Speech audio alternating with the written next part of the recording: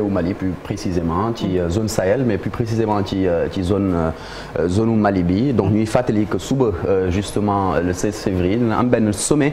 des chefs d'État du G5 Sahel ca Paris lay nar a amee donc sur invitation du président français Emmanuel Macron mu di donc benn sommet bi nar a intervenir 2 ans après bi amoon ca Pau toujours ci réewu France donc le 13 janvier 2020 la woon plus précisément donc lan mooy nar a nekk motif réunion bi mooy waxtaan li nga xamante ne moom moo jëm ci présence force française ak européenne dans la zone du Sahel maa ngi ko doon wax sànq mais plus précisément au Mali et puis ñuy fàttali que parmi les 5 présidents ñett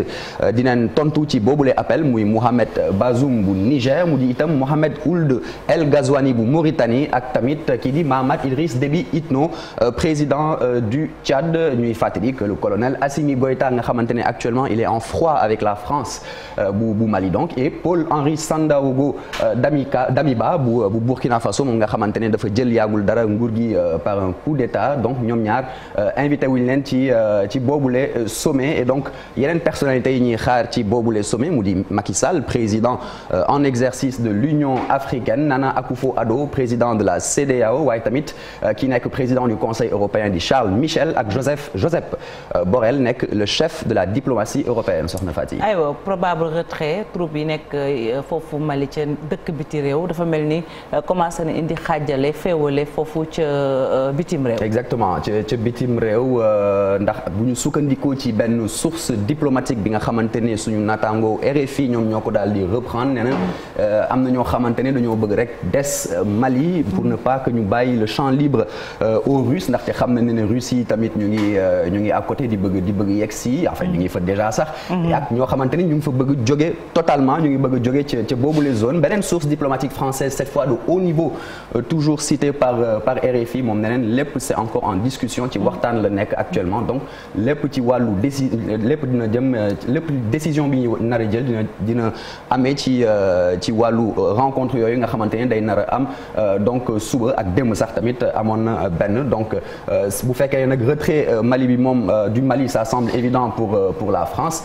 et pour l'Europe plus précisément lu ñu war a mën a préciser mooy que zone Sahel moom Europe du fa jógee bu fekkee tamit ay dëkk européens comme Danemark wala Allemagne ñoom mën nañ jógee Mali France ak yeneen ñoom dinañ des ci zone Sahel bi ba pare lan la ñuy nar a def rek mooy redéployer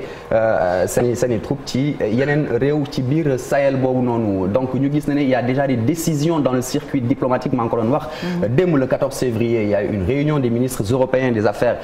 étrangères ñoom par visioconférence lañ ko daal di amal et puis suba jeudi plus précisément sommet Union européenne Union africaine buy nar a amee ca Bruxelles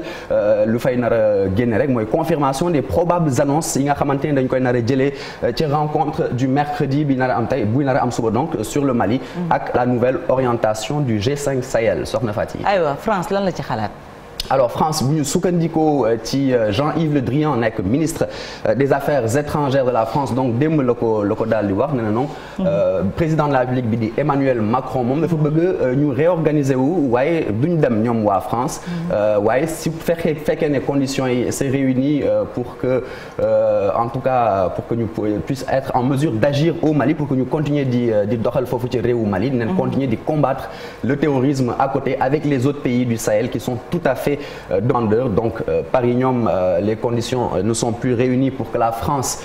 di maintenir action militaire am ca Mali et puis maintien de la junte militaire bi surtout et puis l'arrivée des mercenaires russes de Wagner que Jean-Yves Le Drian estime fu mu nekk nii selon Jean-Yves Le Drian ay 1000 mercenaires donc yuy jógee ci groupe Wagner bi ñoom ñu ngi foofu loolu daal lu jëm ci wàllu junte militaire bi au pouvoir ak arrivée mercenaires yooyu loolu mooy li nga xamante ne moom mooy sonal réewu France ci wàllu dossier malien boobu noonu et selon Abdelkader Maïga membre du comité stratégique du M5 RFP bu premier ministre bi Choguel Maïga moom nee na Mali amatul choix même si c'est avec le diable on est prêt à pactiser pour avoir la paix mu doon mercenaire mu doon Wagner mu doon ay criminels ñoom seen yoon nekku ci lu ñu bëgg mooy jàmm delsi ca Mali et que ñu may leen rek jàmm ndaxte ñoom ñëpp ñu ngi fi woon depuis juróom-ñaari at instant bi nag nee na le peuple malien est en train de mourir et on ose venir nous parler de Wagner, de mercenaires, de ceci, de cela. Donc la priorité de la population malienne, elle se trouve ailleurs, Sokhna Fati. J'ai envie quand même de poser une question parce que am na benn figure bu ñu doon gis bi crise bi tàmbalee wala avant sax. muy Imam Dicko. Imam Dicko qui semble changer un petit peu de discours moom nee na dëgg la relation bi demeetul noonu ak France waaye nag est-ce que intérêt Mali la. relation bi nag elle n'est pas banale du loo xamante ne neen la rek diggante France ak Mali elle est historique elle est stratégique. nee na nag il faut que ñu réaliste ndaxte même bu fekkee ne am na ñoo xamante ne bëgg nañ. te ñu jege pouvoir bi bëgg nañ France jóge fii bëgg itam relation yi daal di dakk nee na daal au fond bonul que français yi retiré wu ci Mali pour que peut-être maliens yi xam ne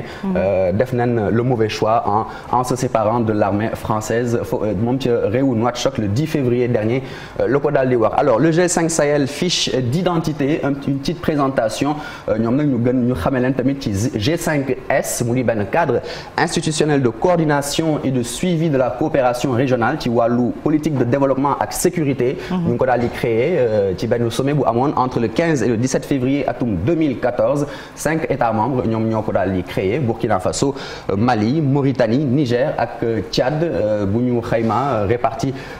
ces 5 pays là sur 5 097 338 kilomètres carrés ñoom nag am nañ benn convention bi nga xamante ni signé nañ ko depuis le 19 décembre 2014. Le siège du secrétariat permanent moom c'est en Mauritanie le poste de secrétaire permanent toujours confié au Niger actuellement ku tudd Maman Sambo Sidiko moom moo ko occupé et puis ñuy fàttali que c'est une opération c'est en tout cas un groupe qui est destiné à améliorer la coordination des activités de sécurité et de défense entre les États du G5 Sahel soxna Fatick. Très bien dernière question et très rapidement action yi nga xam ne G5 ñu ngi koy mener contre le terrorisme. Voilà donc bëri na ñuy fàttali que c'est le 20 novembre 2015 que chef d'État membre G5 Sahel yi daal di annoncé à N'Djamena la formation d'une force militaire donc N'Djamena ci Tchad benn force militaire antiterroriste conjointe ñu daal di koy réactiver le 6 février 2017 sous le nom de force conjointe du G5 Sahel le 2 juillet 2017 mu daal di marqué donc le lancement officiel force militaire boobu lors d'un sommet du G5 à Bamako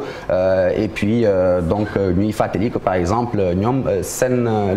droit de poursuite bi ñu am de part et d'autre des frontières surtout le Liptako Gourma lu tudd dit aussi la zone des 3 frontières à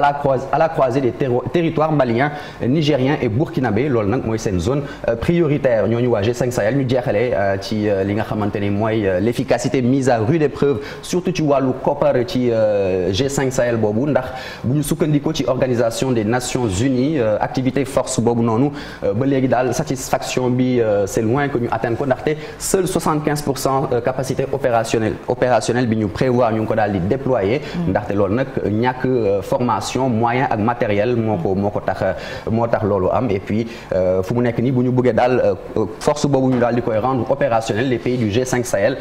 278 milliards la ñu soxla et pour le moment on est très loin du compte avec seulement un quart de la somme soxna Fatick. Merci beaucoup Marcel Maroun bëggoon nañ ci gën a taxawaat mais 7h35 moo jot ca bët Saalumu réew mi.